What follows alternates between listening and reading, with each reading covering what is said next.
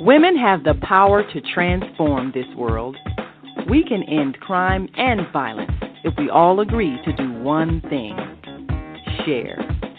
Let's share our wisdom, share our time, share our talents, share our finances, but most of all, let's share our love. This is the Female Solution.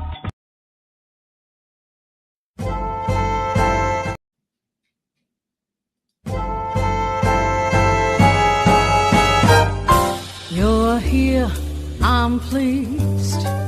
I really dig your company. Your style, your smile, your peace mentality. Lord have mercy on me. I was blind, now I can see what a king's supposed to be. Baby, I feel free. Come on and go with me, and let's take a long walk around the park after dark. Find a spot for us to spark conversation, verbal elation, stimulation. Share our situation, temptations, education, relaxation, elevations. Maybe we can talk about Revelations 3:17. Your background, it ain't squeaky clean, but sometimes we all gotta swim upstream.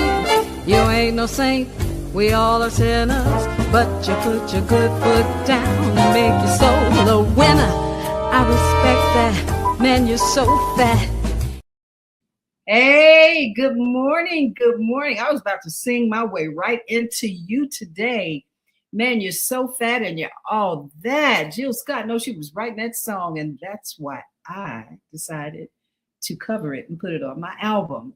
It was one of the most exciting moments in my life when I recorded my first album, If You Ask Me To, and that song made it to it. So talking about feeling great this morning, which I do, I'm excited. We have a great guest coming into the studio today to chat it up and talk about jazz, music promotion, being in the business. He's a veteran advocate, yada, yada, yada, yada. Laurence Smith, what can I say with the Jazz Lab?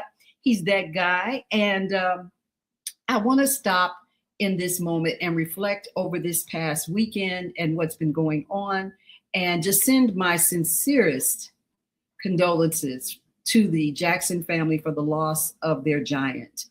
Reverend Jackson, Jesse Jackson, was a phenomenal world figure. I remember when I was younger hearing about him going over to fight for the freedom of people who were imprisoned and had been detained in prison. I think it was in the Arab countries. And if I'm wrong, correct me, but I don't have my facts right on that, but I decided to speak on it because it's what came into my head this morning as I opened up, that these are the things that I remembered about Jesse Jackson well before I ever got a chance to meet him. For those of you who are just coming here, I want to just say welcome in, welcome in. I'm Senabella. I am your host. I'm a little ahead of myself because I have so much on my heart, but you're welcome, and I'm looking forward to seeing you. For those of you who are coming in the room and you are my coffee breakers, you know that I just love having you here. And so good morning to you. Good morning to you. Hey, Jay. Hey, cousin Deborah. Good morning, beautiful cousin. Yes, it's good to see you. So back to what I was saying about, Jesse Jackson. He is one of those people that will be unforgettable because he stayed in the news. He was a Chicago in the news person who was all over the world and really made us feel connected. We felt like something was going on with him. He says, say it loud. He said, I am somebody. I am somebody. We had all of these wonderful kinds of memes and things that were created for us to follow and to just rejuvenate us and to give us some enlightenment and lift us up and make us feel like we could go somewhere. And so he was putting down those footprints, and there were others who were doing the same, but he had the kind of energy, and he was handsome, and he could speak well. Coming from the South, he had that Southern charm. And so Jesse was somebody that you couldn't ignore. You couldn't ignore. And he wouldn't allow himself to be ignored. He ran for president twice. Operation Breadbasket. That was like a big deal, and feeding people, advocating for them. And I believe he even influenced others like Al Sharpton to get into the game. You know, there were a lot of people trying to figure out how to get in the game. We had tremendous leaders in our community who were coming about doing things and making us understand that there was a fight going on for the freedom and the justice of all mankind. And so I salute his life, and I say to you all, good morning. Let's all stop for a moment and just take a breath in. And I'm going to sing my little song because I want us to all feel like that this morning. Because I want to wake up feeling beautiful. I want to wake up feeling beautiful. I want to wake up feeling beautiful. I want to wake up feeling beautiful. Feel beautiful, beautiful, beautiful, beautiful, beautiful, beautiful. I salute you, Queen Jackson, and I'm here with you, there with you. We're all with you. So, how y'all doing? I'm getting people coming in the room. They're saying good morning. I'm saying good morning and good morning, John. My sweetheart is here in the room, and he says, rest in peace to the Reverend Jesse Jackson. And please go ahead and if you'd like to add something that you'd like to put in text to share with us as your thoughts are about Reverend Jesse Jackson this morning, please add those and I'll be happy to put them on camera for display. Now, in the meantime, how have you been doing? Because there's been a lot going on, right? And as you see, I have at the bottom of the screen, I have an event coming up myself that I'm promoting. And yeah, it takes a lot to be in this business. And this guy that we have coming on this morning, this man that we have coming on this morning, this here iconic radio jazz figure we have coming on this morning, this promoter that we have coming on this morning, he's going to just chat it up about all of that. And don't you want to really kind of understand what the inside stories are about what goes on to make people have to sit and wait and to just become more visible, to be in this here community of jazz and music? Well, he's going to tell us all that. So let me see if I have anything that I want to just go to before I bring him on stage. And I just want to say one more time, I love you. I love you. I love you. It looks good. So ladies and gentlemen, brothers and sisters, coffee breakers and all, I'm going to welcome to the stage, Laurence Smith. Good morning, Laurence. Good morning. Good morning, Queen. How are you? Excellent. It's good to see you. Good to be seen. Good now, you look like you way back now. Can you get closer into the camera? Okay, sure. There we go. You know what I really enjoy about seeing you whenever I see you is that you're not afraid to wear colors. Oh, no. Oh, no. You that brother that's going to put some colors on, and you're a tall figure, too. So it's not like you some little guy. So when you're walking around with a color on, and it's as rich as your skin and the way that your personality is, it really shows up. So you look great. Well, thank you. Thank you. You look elegant as well. Elegant. Okay. I'll take all that. Morning elegance. Morning elegance. Yes, sir. Yes. You know, it takes a little bit. I'm still a chick. We do our little magic morning stuff. And you know, I used to say, oh, I woke up like this. Yes, yes. I woke up like not. And you know what's so funny about aging is that you reflect back on when you were younger and you never thought about whether you were like not waking up beautiful. Right. You know, you just woke up and you were yourself and you kept going, and that energy is what propelled you to go forward. So just really quickly, John Izzy says, rest in peace to the Reverend Jesse Jackson. Yes, sir. Yes, sir. Yes, sir. Yes, sir. So what are some of your thoughts as we come into this here reality that Jesse Jackson has left the stage? And who do you see, if anyone, that will kind of fill that space? And is there space for new Jesse Jacksons? It should be a lot of people that should feel that, because there's no such thing as a one black leader. It should be leadership. It should be a council of elders. because we have different personalities and different types of people. So Mhm. there should be a council that reflects the different viewpoints of all of us, because all of us as individuals have our own perspectives on our lives, on our families' lives, and the world, period. So I think we should just really more so have a counselor instead of just Mm. a black leader. Um, the reason why I say that is I grew up behind Black Panther headquarters. So when Fred Hampton got killed and the powers that be, they looked at our culture and had a viewpoint of if we kill off the head, we'll kill off the body. So we should have multiple heads.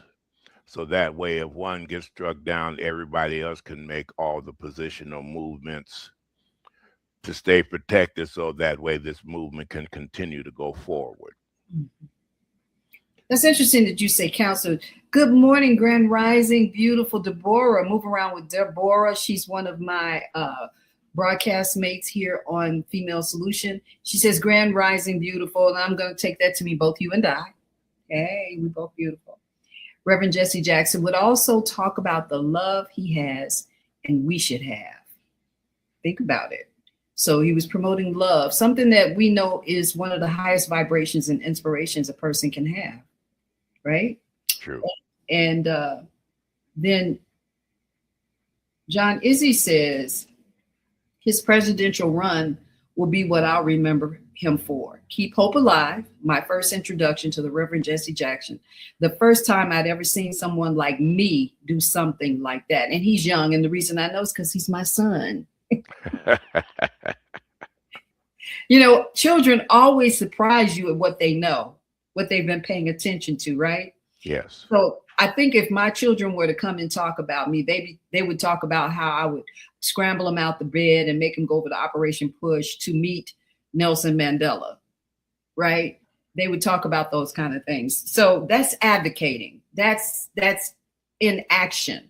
Black families were more inclined to get behind our leaders at that time in a way that was like institutional, as opposed to, oh, did you hear him on the news, right? Right. And so what do you see different in that regard today as it relates to Black advocacy supporting the words of those who are out here fighting on the ground for us?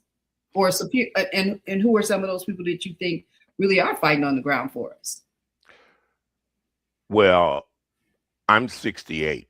So there are a lot of things that I remember out of the 60s. Like I said, Fred Hampton and the Soto brothers, looked that up. There were two Puerto Rican brothers that got killed within a week of each other.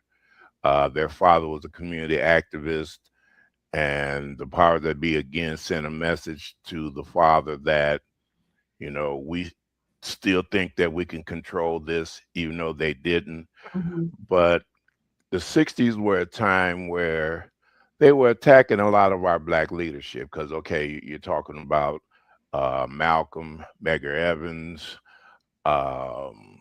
Shuttleworth. So, Shuttleworth, they don't really talk about him enough, Red Shuttleworth. I was just even surprised you saying his name just now. Yeah, go ahead, please. So there was a lot of Black leadership that was doing magnificent things all over the country. And again, the powers that be, they made a concerted effort to make sure that we lost all this leadership because they didn't want a united front. Because once we got united, and the one thing that made Fred so wonderful was he united the Latinos, he united the poor whites, the disenfranchised. Because long as they were sitting up there thinking that it was a black thing, they were going to let them live. But the moment that he was doing a united front, he had to disappear. And how did the impact of the Black Panthers, the Muslim community, Malcolm X, Elijah Muhammad.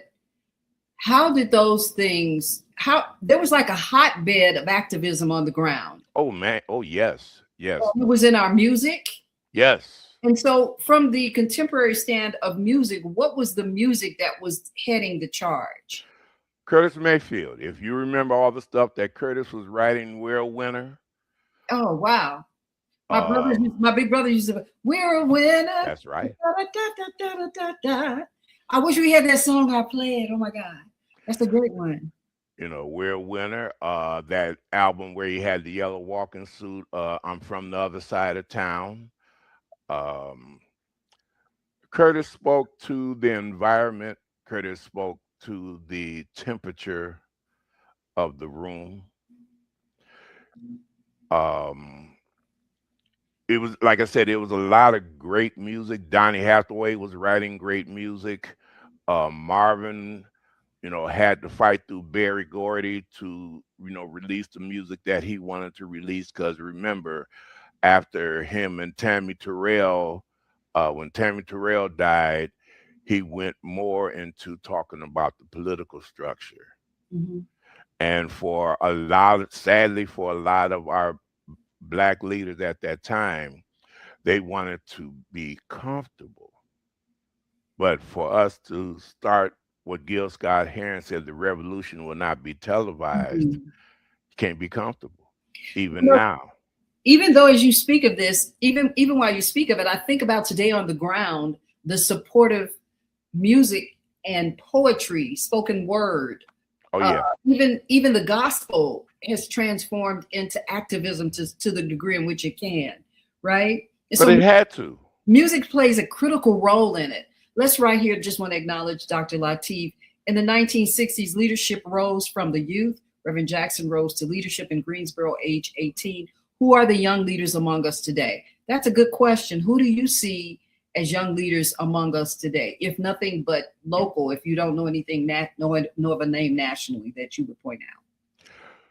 Well, I'm not familiar with a lot of the up and coming, but RZA, he's amazing. Mm-hmm. He's amazing, and he's making the structure uncomfortable, as he should. Because when you speak to the powers that be, you got to hold their feet to the fire. Mm-hmm. We have too many people, and he even said it. We have too many rich Blacks that sign their souls away with their checks because they're not underwriting the movement per se. Because okay, let's go back to Aretha, which underwrote the civil rights movement. Sam Cooke underwrote the civil rights movement. That's why they got rid of Sam, because Sam, he had all the rights to his music. So that's why he was able to underwrite. You know what? I didn't know that. Yeah. I didn't know he had all his rights to his music. So a change is going to come. Exactly. Wow. Exactly. I would love to do the history on what happened with his family. That's another thing. How do we embrace the families of those who created all of this phenomenal messaging for us? Where are they? What are they doing? Hey, anybody know anything? Kind of give us some information here. But JJ says, it feels like activism has faded. The younger generation doesn't seem to care about these things. So what are your thoughts on that? I think it's the trauma of it, because I'll give you a prime example. By the time I was 13, I thought that anyone that was Black and influential was going to die. So there was a period in my life that I toned myself down because I wasn't ready to die, for my activism. But times were really just, if there was things that were amiss then around violence and the perpetuation of pushing us down, it was so engrossed. It was then. So what would make people less prone to be, as what JJ say, more activated, given that the violence is not different? Actually, it's the same. If anything, is worse. You think the violence is worse now than it was yes. with our parents? The reason why I'm saying that is the 80s, and I'm talking about Chicago now, the 80s ushered in um, a period where we as a culture, we got lazy. There Mm. was no real activism in the 80s and the 90s. And then when the drug culture hit, which I talk about, the crack era.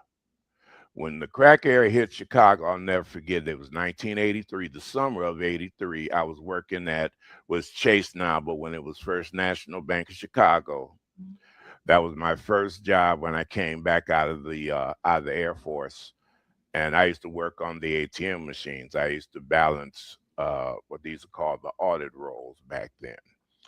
And prior to the drug culture, remember we had a lot of black professionals that worked at the light company, the gas company, the phone company. Because remember when you used to go pay your phone bill and go to ComEd and get your light bulbs after you paid your little light bill. When that crack hit, all of a sudden now you have to take a drug test. That wasn't happening before, but who were in those positions? A lot of black professionals were in those positions. So I'm sorry, go ahead. This is really a bigger conversation that I prepared for, but I'm so glad we're in it. I just want to kind of go back to what she was saying earlier, Laurence. Please forgive me. I hope I don't make you. Oh, no, go ahead. But Asada says D1 is behaving like a leader and using hip hop as a vehicle. He is challenging the status quo there and speaking against hypocritical hop that glorifies crime against ourselves. It's like such a big thing, Asada, because hip hop has been utilized to demonstrate, just in a very demonstrative way, to one, say our children are violent, that their messaging is wrong. And while there was and is a lot of wrong in how the messaging perpetuated out of hip hop was not born to be a violent natured kind of music. And would I be right on that from your perspective, Laurence? Absolutely, because you got to remember when hip hop first came out, it was about information, it was about awareness, black awareness. But the powers that be were not going to promote that. So long as they used the B word and and our women were bees and hoes and degrading and they were going to promote that. Well, that was like one of the biggest things. I remember 50 Cent and all of them were out there early on, and it really did become a big deal. But it was like doing the bump was like this invigorating kind of moving spiritual kind of song, doing the bump, dun, dun, dun, right? But it moved from that, and all of a sudden one day women were bitches. Excuse my language. Yeah. No. But you got to remember who ushered that in. And they remember the Dirty South. And young blacks were trying to keep the word Negro or NIG, the nig, into perspective, like owning it like it was a positive. And so I remember the 90s. But the powers of the be did that because they did an actual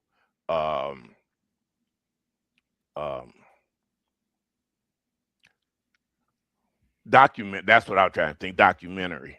They did a documentary on Luke Skywalker and all those guys that brought in that stuff from when the University of Miami football team, remember they were calling them thugs and stuff like that. And then that was when you first started seeing the black misogyny. When you said Luke Skywalker, I had to go back and forth. I'm like, oh, you mean Luke Skywalker hip hop? There you go. Right. The guy's out of Florida. Right. So that was the beginning of the black misogyny, because that's when you started seeing all the the young black women and revealing or very little clothing, and it was okay to be bees and hoes, and that started perpetuating it because now they got totally away from black awareness, black education, talking about leadership. Remember that video they made, self-destruction? Yeah. Because a lot of young people were being signed to these big, huge, massive deals. There you go. They were walking away from their contemporaries to be stars. It would be like the first time throwing that money at our youth was coming so rapidly. Well, And I'll then put when it to it you was like this: out- if you came out of extreme poverty, Mhm. like a lot of those young people were coming out of, especially down south, it's an economic structure.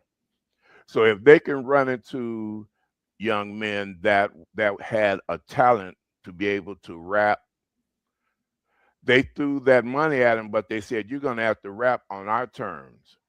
So take this $100,000, and you got to remember, out of that era, that was a lot of money for somebody that had nothing.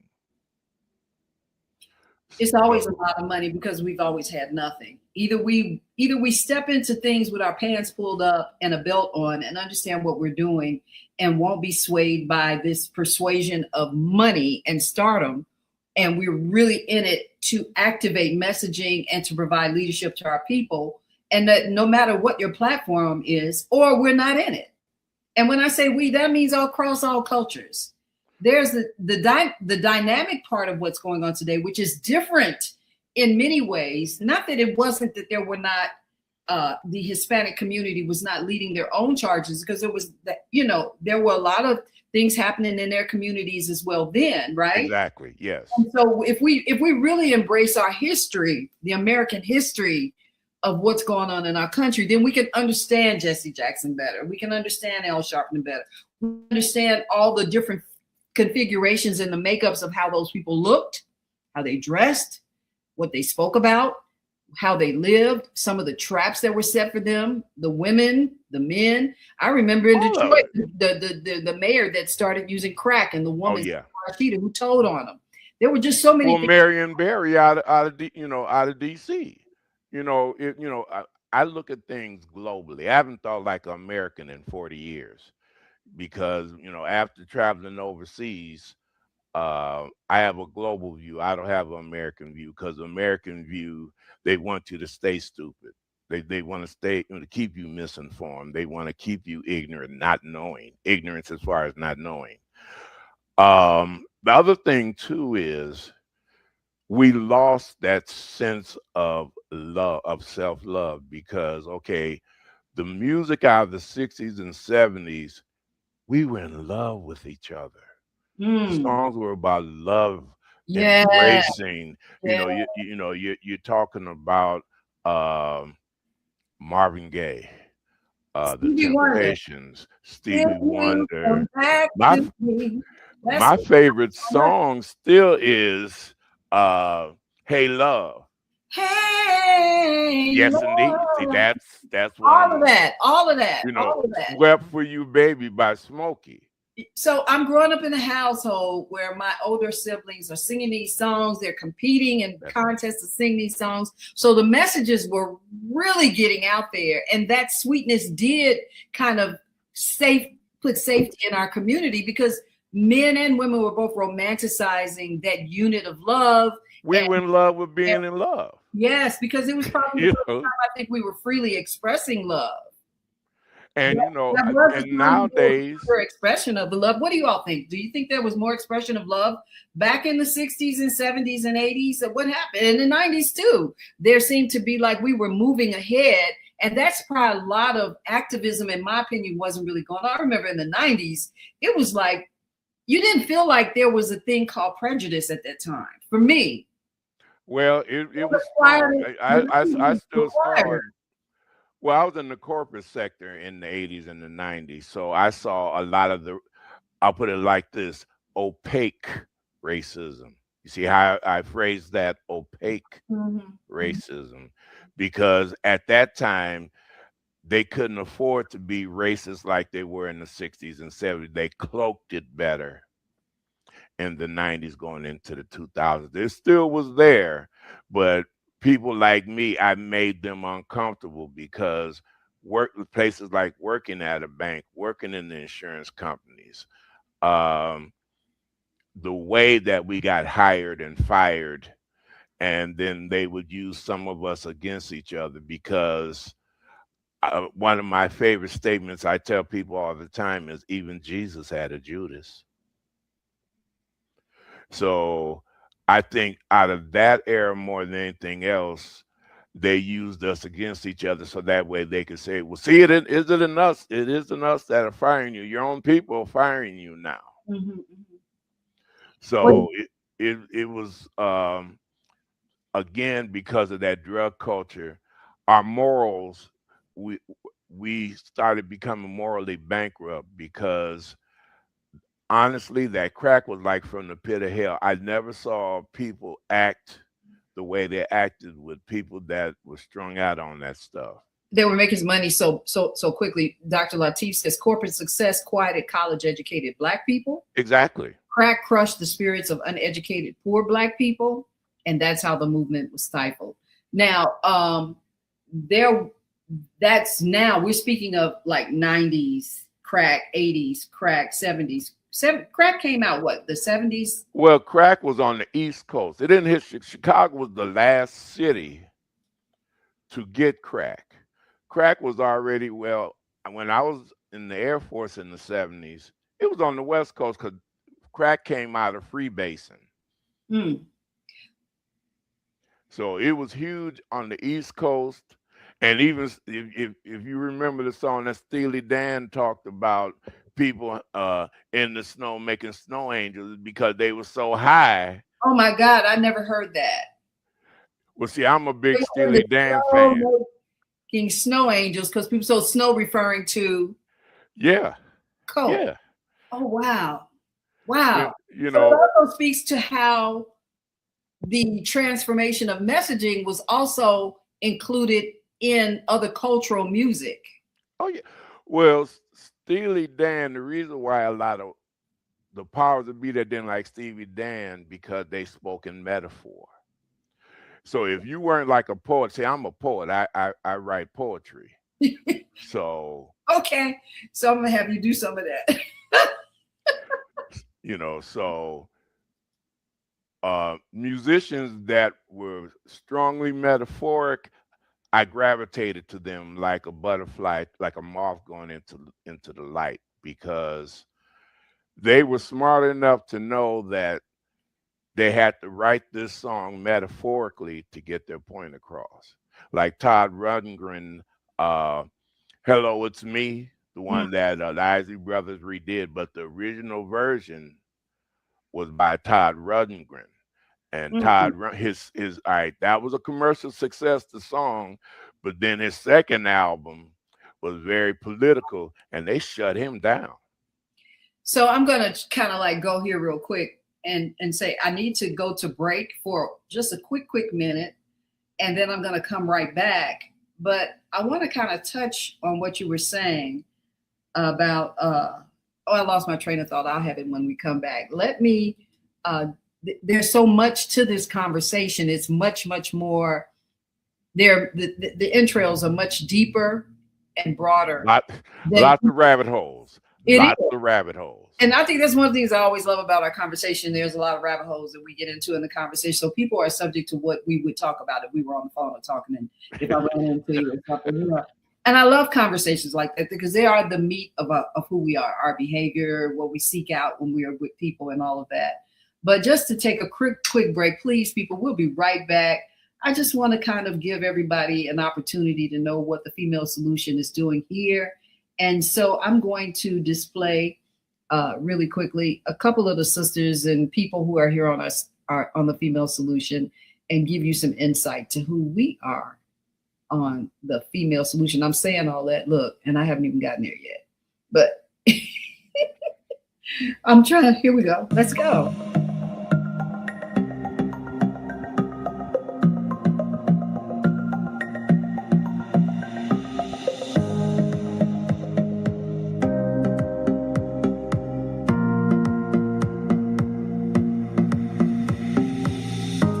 Hi, I'm Barbara. I'm Cheryl. And I'm Naima. We're 3 Black moms.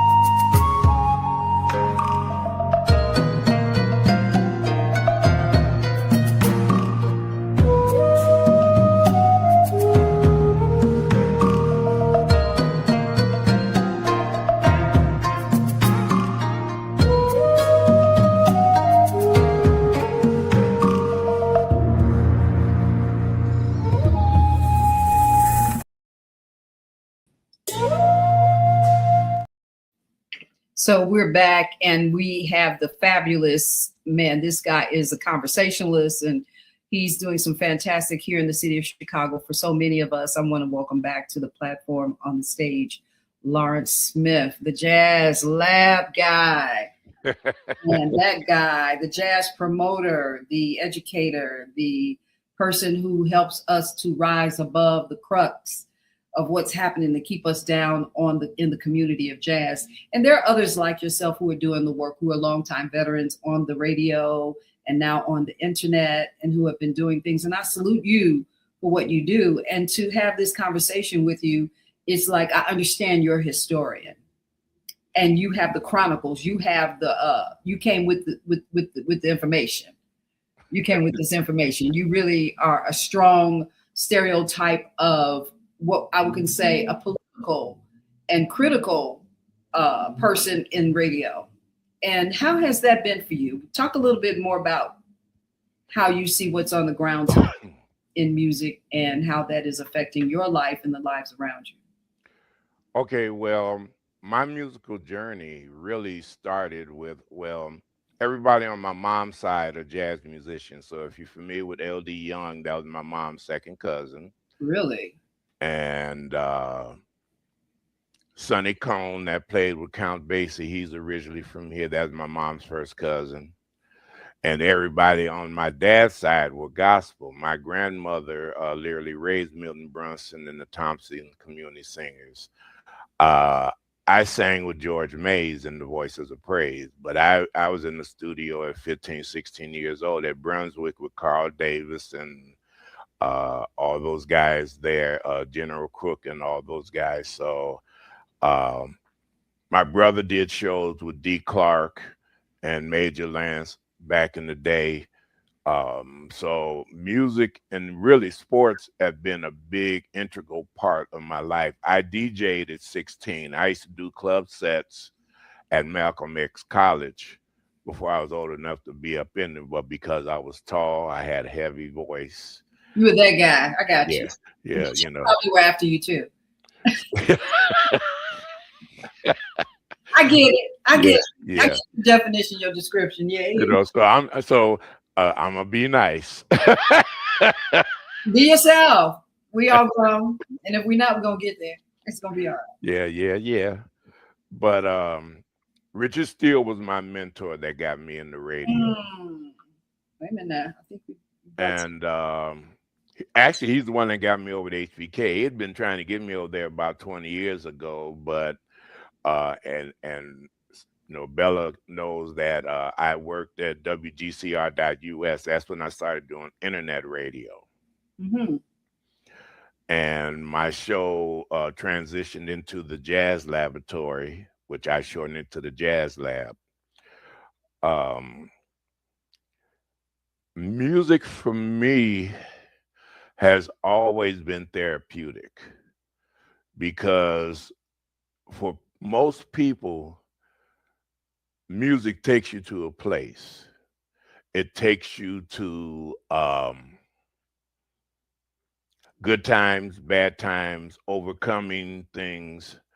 So the structure of music must go back to the roots. It's got to go back there, because, you know, we can only go so long with saying all this misogynic stuff. We need to go back to respecting and protecting Black women, because even the brother said, even Malcolm said it. He said the most unprotected person in the world is the Black woman. So in that, you want to bring up us, the Black woman. And it's not like a Black woman. Well, like a Black woman. I want to say it, and I want to kind of get some logic and reasoning around why that continues to be said. Because people see Black women as pillars, strength, the grandma, the big mama, you know. That scares people. In fact, so much so that a lot of Black men who write movies and do plays imitate the Black big mama, right? And no matter what you do, but why is it so critical in your opinion? And not because you just love Black women, What, give me 1, 2, or 3 things that says, yes, we should be trying to protect Black women still. Why? Women have always been the eyes and the influencer. They the man, and I've said this through the years, but it's biblically so. The man is the head of the house, but guess what? The woman is the influence. You could be the head of the house, but guess who turns the head? The woman always turns the head. So that's why it even says that a wise woman builds a house, a foolish one tears it down with her own hands. It didn't say a wise man, it said a wise woman. So that right there tells you that the enemy is going to attack you, because if the woman is toxic, he knows the nations are toxic. So it's been a major attack on Black women, especially, like I said, after the 70s going into the 80s. It The powers that be, that's why Black men couldn't get jobs. They would hire the Black woman because they know that the dynamic would shift. And if Black women were independent, now they're like, I don't need a man. Because our divorce rates, because again, the crack epidemic, our divorce rates went through the roof. Okay, you They just were said already, something that I totally don't like hearing, because I have not ever had a conversation with any woman who was doing well that said she didn't need a man. You no, may, but I'm just saying it's a sec. but you said it, and so I have to address it. Yeah. When someone uses that phrase, a woman doesn't need a man because she's doing great, that's not what she means. What she means is she doesn't need to be oppressed by a man's inability to accept that she's had to climb up over all these things, tall buildings, fly with a cape, so she doesn't need a man to spirit her forward. Not that she doesn't need a man. I just need us to be clear about that. Yes, we do. Yes, we do. And No, feminism, I concur with that. and I I know, didn't say I agreed I with the know, concept. but you said it, and because you said it, it opens up a place for me to kind of come in and say that. I just need to define that we definitely need a man, and so when a man says he wants to protect us, then he has to think about what he's saying too, as he goes about protecting us. Yeah. You know, Well, the biggest problem with that too is, okay, which I did a paper because I'm an econ major with a sociology minor, so I go into the behavior of people. I don't do the clinical part because it's cold and calculated and it's distant. The sociology part, the psychology, is the behavior patterns. And I want to know what's on people's minds. And if you could go and honestly have talk about your background, how you were raised, then you can figure out how people have the comments or the mindsets that they have. Because, and I'll give you a prime example. Um, Love James Brown, but because how James Brown was, how he was raised, he didn't have a strong view of women because his mother was a prostitute. And, I don't like men that put their hands on women. My father told me a long time ago, he said, if I ever find out that you put a hand on a woman, if I'm dead, I'm coming to get you. I hear what you're saying about James Brown, but I never knew James Brown to say publicly anything anti-female. But I do know that he did beat up women. Now that became real because of behind the scenes, they love to come after you and tell you get all your business out. So in that end, I agree with you. You can't not say anything and then say what you really mean on the background. Yeah, yeah. I totally because he's the first one to put hands on Tammy Terrell. Oh, get out of here. Yeah, he was the first one to put hands on Tammy Terrell before David Ruffin did. That's why, like I said, I'm a music historian. I get, because first of all, I'm not bug-eyed about stars. People that are superstars, Right. you're flesh and blood like me. Yeah, I get all that. Yeah. All of us have a gift.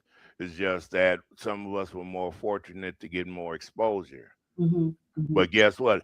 After those lights are off, after you leave that stage, guess what? You still got to be a person. You still, you still got to treat people right. You still have to, if you have children, raise your children. If your star life is bigger than your regular life, you're not really living. You know, you, there are a lot of people, their whole lives are on the stage, and sadly, they don't know how to balance that Yeah. with their everyday life. Well, JJ said, I didn't know that about James Brown. A lot of people don't know a lot of things about the people who represent us in color and activism through music, movies, or whatever they do in their public life. But And they're human. Yeah, but I think that's what the whole gossip trend is about, is to try to provide the human side of these people. But I love what Robert said here. He said that don't need a man stuff is a white concept that never proved true in the Black community. I don't know if it never proved true in the Black community, because it's the Black man who was complaining about a lot of stuff about Black women. But but I hear you, and I guess it didn't prove true. But to what extent are you saying, Robert? To what extent did it not prove true? Because were there more Black men and families that you knew and you grew up with that were not in that, didn't fit into that column? Well, that dynamic. Mm-hmm. Because okay, I'll give you a prime example. Because me and a childhood friend of mine, we go all the way back to the 3rd grade. He's a veteran like me, and we had a conversation, and we said, "Bruh, how many Black men in our age group stayed married to the person? How many people that stayed married?" And we literally, I was like, wow, okay, I've been married twice. He was married twice. I got friends that got married once, and they were so traumatized with their first marriage, they never remarried. They shacked, but we lost a lot of our our marriage dynamic in those 80s and 90s. Whereas even like now, a lot of our children, they don't want to be married. They don't want to make any commitments. And that's a sad thing, because, and again, even now, look at our young people. They don't even dance together. Remember, Bella, when we used to dance together, we used to slow dance. Yeah. That's why stepping is still so loved. It's the coupling. It's the coming together. It's the camaraderie of bringing together these people, celebrating their spirits together, touching and being in the room together, having that sameness. I couldn't wait till, we had our little after school little parties, little red light, blue light, parties in the basement, waistline parties and all of that. I never attended a waistline party, but I remember my older sibling went to a waistline party, and she said, my sister said they would measure your waist, and that's how much you paid to get in. Yes, and that was part of my wanting to grow up. I wanted to be a part of the scene that my older siblings were in, and music was a fascination. Yeah, it was like the temperament of everything. And so I would hear my big sister sing. I come home from school, get off the school bus, and as I would come through the courtway, I could hear my big sister sitting in the window singing Diana Ross, and my brothers would be singing and fighting over who was the best group. Was it the Temptations or the Dramatics or Blue Magic, and right. And my mother was playing all kinds of music in the house. Music was like the temperament and the beat in my house. It was everything. That's why I said everything. And you could go in Black homes and they'd be cooking their music, cooking their food, and you'd hear cleaning their house, soul and gospel. That's right. We live by our music. Yeah. What are we doing today that's similar? Now I'll tell you right now, my children play their mute. John, especially, he's here on the air today.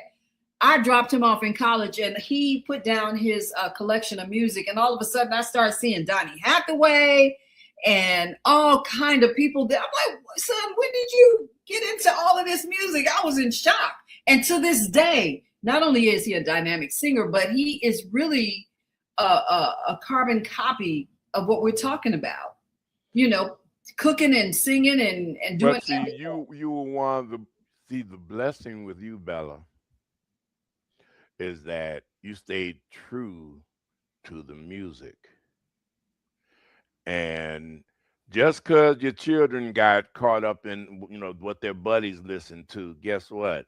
They still came back home. Because look at you talking about what he's listening to now. Oh, Because Donnie was my hero. Donnie Hathaway was my hero.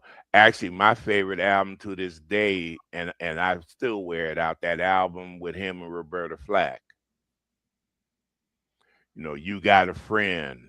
Um, Be Real Black for me. That's a fabulous song. So, Be Real Black for me. Say, who is that? on that album with Donny Hathaway and Roberta Flack. I now got to go back and listen to it. I probably have heard it, but don't know it as a popular tune that I enjoy. I'm gonna go back and listen to it. I see. I'm that dude. I sneak in those kind of songs. You know, I like to provoke thought.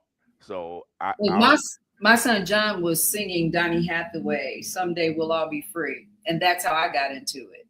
And it's that first line. He says, "Hang on to the world." Yeah. Right? Oh my God. As it spins around. As it spins around. Yeah. Just don't let that spin Get you down. Things are moving fast, right? Yeah. Hold on tight and you will last. Keep your self-respect. Your sense of pride. Your manly pride. Yeah. I mean, it was the singing that mattered. And here we go. Asada Say Sparrow by Marvin Gaye. Yep. Look, music stabilized us. It brought us together. Oh, yeah. It gave us reason to have hope. And it inspired us at home, in church, in the grocery stores, in our cars. Radio is a personality. It didn't just have personalities. In fact, today, even when we get in the car, we can stream, but it don't have nothing on no doggone radio. Oh no, I make all my own mixes. I'm a dinosaur. I have a CD player in my car. I make all my own mixes. I have all my vocals. I have my vocals where I do my blue magic and my main ingredients and all of that, the emotions, and then I do all my jazz. Yeah. Because I know I'm not gonna get what I have on those streaming services. And then not only that, they just slap stuff together. They don't put any thought into it. It's just, all right, we're gonna put this song out here, we're gonna put that song out here. Don't insult me like that. I'm a music lover. Yes, you are. But you're not just a music lover, you are a music historian. Yes. And you are the keeper of the gate. You have the key. And we're not even gonna have enough time to get into everything else that we're gonna do. So I'm gonna bring you right back. So we can have some more of this here soulful, heart spinning. Let's break it down. Music. I mean, I'm feeling lively and upbeat and excited for music. I always say that music is my cool factor. I'm that chick. Oh yeah. You really are that man. You really are. Well, again, because it was such a huge part of my life. For me, it was music and sports, because I know you probably don't know this, but I was in the White Sox farm system. I was a baseball player. I played basketball, but I was a better baseball player. And I was like 2 months away from the big show till I tore up my knees. Wow. And that had to be rough. Oh, it devastated me because I was a bad man. I played right field. I had a cannon. You didn't go first to third on But me. you went from running bases and hooping and all that to becoming a dynamic soul messenger on the radio, an inspiration in the schools and with the veterans that you do advocate for. So you dropped one ball kind of went out into the field and it didn't get recovered, but you certainly never stopped playing. Yeah. Well, you know what? I still feel that I owe the community. I'm a spoke in the wheel. There are many spokes in the wheel, and you got to have those spokes to keep that wheel rolling. You're one of the spokes, Bella. You're Thank one you. of the spokes. Just so you know. I love that I can take music as a transformative measure and use it to bring our community together. And I'm going to say this because we only have a few minutes, and I just want to let you have that too in these last 3-4 minutes. But my whole purpose that I came to understand in music was not more so much about me becoming a celebrity or getting rich.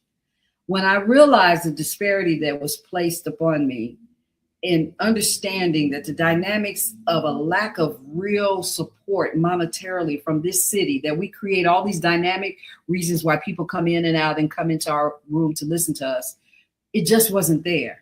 No. And I said to myself, whatever I can do to help push that ship forward, to give a foundation so other people like myself can enjoy the luxury of singing when they have a desire to do so, to tell their story when they have a desire to do so, right? Yes. To make that real for my contemporaries to sit next to me and have comfort and I to them, right? To show love in a community where DJs like yourself and others who were playing our music, who were making sure that people understood we existed. And that's who you are. You represent the existence of our lives. Well, I want to create a safe space because there are many aspects right now in our lives for mental health. We need a safe space. Music has always been my safe space. It has saved me multiple times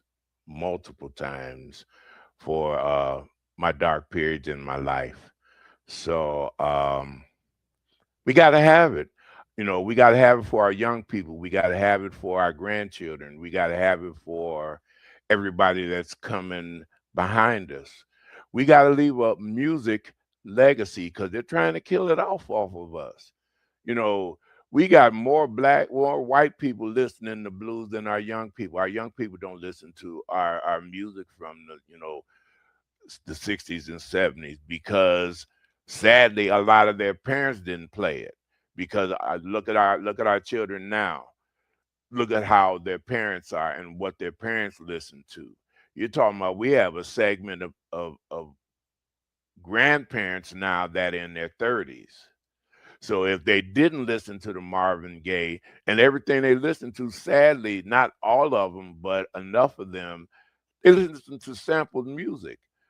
Because my youngest children, they're in their late 30s. Well, they're actually going into, one is 39 and 40. Those are my two youngest. But when my youngest was a teenager, she would come home and bring stuff to me, and I'm like, okay, that's Gladys Knight, okay? And she was like, dang, Dad, is any of our music original? And I was like, no. And, most of the stuff that you're listening to are samples from the music from the 60s and 70s. So we have an obligation, and even Jesus said it, for those that have ears, let them hear. We got to put it out there, and it's not going to reach everybody, but guess what? We're obligated to reach the ones that need to hear. Brothers and sisters, ladies and gentlemen, I'm trying to come up with some disc jockey kind of parallels in my conversation to kind of close this piece out. We are speaking to what is the real deal, not just the occupation of a seat to play music or to become a celebrity, a disc jockey. They said a jockey, I'm out of time. I'm over my hour. I'm going to bring you back. But Laurence, thank you so much for defining what being a jazz promoter, a jazz innovator, a jazz advocate. You've done it all. And thank you for supporting our community. I'm going to have you back real soon. March is here. You know what's coming up. Well, you know, my birthday is March 23rd. So then there we are. We're gonna have to have you here for your birthday. It's your birthday. It's your birthday. Look, every one of you who have contributed any part to this conversation today, I want to say thank you. All of you are dynamic, wonderful coffee breakers, innovators, and people who move our community. I know your voice means something. That's why I make sure that I put your comments up on this screen. And they're having their own conversation in the comments while we're talking. And I'm going, oh, they're talking to each other. You know, so I love that too. And I just want to say you're welcome back anytime. Thank you so much. I hope that I have provided some service to you and your spirit and what you do. It's been really wonderful being here with all of you today. I got to get out of here. I'm over my hour and I hate it. I don't want to go. We're out of here, okay? Have a great, great, great weekend, everybody. And don't forget, I have a show coming up. And that show is going to be at St. Charles Borromeo Hall. I'm going to have it up in social media. You can check it out. It's free. You should come and see what your girl doing and support the products and the people that I support, because I'm always thinking about how we can continue to put our hands together like this and become one. It's been love. Love you all. I'm Senabella. I'm out. We've come to the end of our show today. If you missed any broadcasts, go to our website for the audio and video archives at www.thefemalesolution.com. On behalf of our team of radio hosts, I'd like to thank all of you who participated in today's discussions. And to our global family joining us from all around the world, we say thank you. To our family in China, xie xie. India, Dhanyavad. Japan, arigato. Korea, kamsamnida. Russia, spasiba. Germany, danke. Poland, dziękuję. France, merci. Spain, gracias. Italy, grazie. Egypt, shukran. Ghana, madasi. Nigeria, eshe. South Africa, ngiabonga. Senegal, jareh. Kenya, asante. Israel, toda. Pakistan, shukriya. Afghanistan, tashakur. Saudi Arabia and Palestine, shukran. Assalamu alaikum wa rahmatullahi wa barakatuhu. Thank you, and may peace be upon you and the mercy of God and God's blessings.